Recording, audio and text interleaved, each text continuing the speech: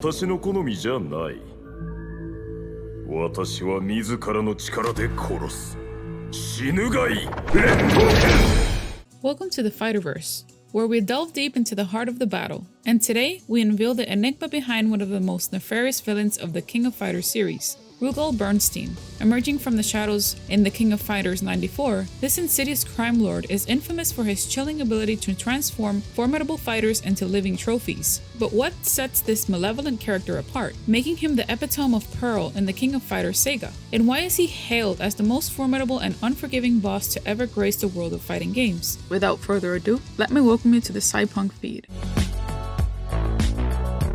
Rugal stands as an embodiment of brutal power and unwavering cruelty. His heart knows no compassion, and he shows no restraint when it comes to eliminating those who dare to oppose him. With a grim sense of pride, he parades the lifeless husks of his most formidable opponents, encased in metal as haunting trophies of his conquests. Even more chilling, Rugal doesn't hesitate to snuff out lives merely to spite his rivals, painting a portrait of a character driven by a relentless and unyielding determination. In a stark departure from most other KOF villains, Rugal possesses a chilling and sadistic sense of humor in his actions. His victory quotes are often laced with snarky insults directed at his defeated opponents, revealing a cruel delight in psychological warfare. To him, the act of extinguishing human life seems less like a grim necessity and more akin to a twisted pastime, painting him as an even more menacing and unnerving character within the KOF universe. Rugal's arrogance knows no bounds, as he considers himself nothing less than a deity among humans. His overbearing pride extends to his sore loser tendencies. When faced with defeat at the hands of his adversaries, he refuses to accept it gracefully. Instead, he opts to trigger the self-destruct mechanism of the very base he occupies, with the intention of dragging his opponents into the abyss along with him. Ironically, this penchant for self-destruction unfolds not only in KOF 94, but also in subsequent editions like KOF 98 and KOF 2002, underscoring his stubborn refusal to acknowledge defeat.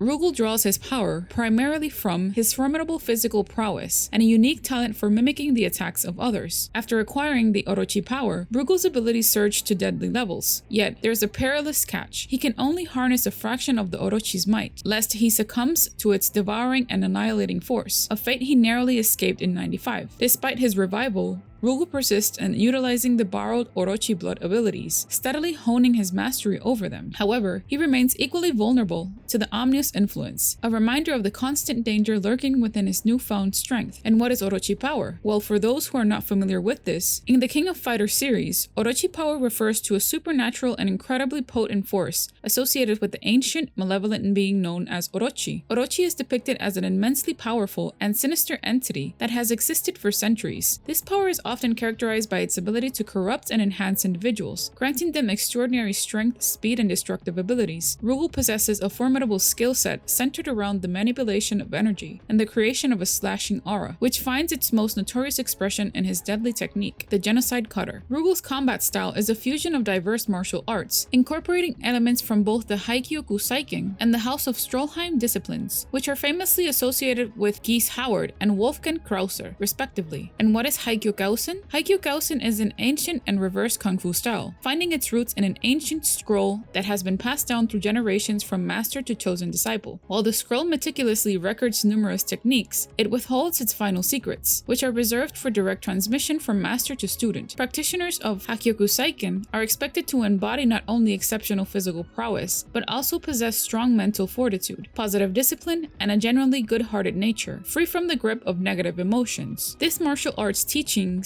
are contained within 3 distinct scrolls. The first scroll imparts the combat techniques of Haikyoku Saiken, including the art of energy channeling and various combat skills. The second scroll, which lies hidden within the House of Stroheim, is under the possession of Wolfgang Krauser, focuses on recuperation, bestowing not only healing powers, but also enhancing physical strength. The third and final scroll, when united with its counterparts, harbors the closely guarded secrets of immortality. Stroheim Castle, an iconic location in the Fatal Fury series, stands as the ancestral seat of the Stroheim family. Nestled amidst the majestic German mountains, this formidable castle serves as the residence of the formidable Wolfgang Krauser. What makes it even more intriguing is that within its ancient walls, Krauser has established his very own orchestra, a lavish touch revealed in the games Fatal Fury 2 and Fatal Fury Special. As the King of Fighters 94 took shape during development, the creative minds behind the game explored various ideas for the final boss character. Among the considered designs were a masked dominatrix wielding a menacing spiked whip, a long-haired gentleman dressed in formal attire, and an initial concept featuring a muscular figure sporting a mask and a distinctive checkerboard sash around his waist. According to SNK's anniversary website, Rugal was initially conceived as the epitome of the mightiest and most malevolent boss character. His name drew inspiration from the anime space battleship Yamato, particularly the antagonist Rugal. Toyohisa Tanabe, one of the creators, designs Rugal's fighting style to accentuate his status as the series' inaugural boss character. He even admitted to pushing the limits with the devastating power of the genocide cutter move in The King of Fighters 94. The development team's deep admiration for villains played a pivotal role in shaping Rugal's character in The King of Fighters 94. As his character evolved, the initial concept of an in-game team featuring series bosses Keith Howard and Wolfgang Krauser was discarded. This decision was made to place even greater emphasis on Rugal as the central antagonist, allowing him formidable presence to shine without distraction. The stage where players confront Rugal in battle was meticulously crafted to mirror his distinctive personality. The development team contemplated a colossal mecha, designed to resemble Rugal himself, as the backdrop for this climatic encounter. However, this concept was eventually transformed into an awe-inspiring aircraft character, chosen to better encapsulate the essence of Rugal's character and challenge. In a fascinating tidbit from The King of Fighters 94 developer interview, the team initially toyed with the concept of Rugal being able to learn any move after seeing it once, a character described as the cheapest bastard ever. However, they ultimately abandoned this idea due to memory constraints. But Rugal's legacy as an iconic and formidable boss character lives on. Thank you for joining us today on the Fighterverse, where we've explored the enigmatic world of Rugal, the notorious villain from the King of Fighters series. We've delved into his sadistic nature, his mastery of Orochi Power,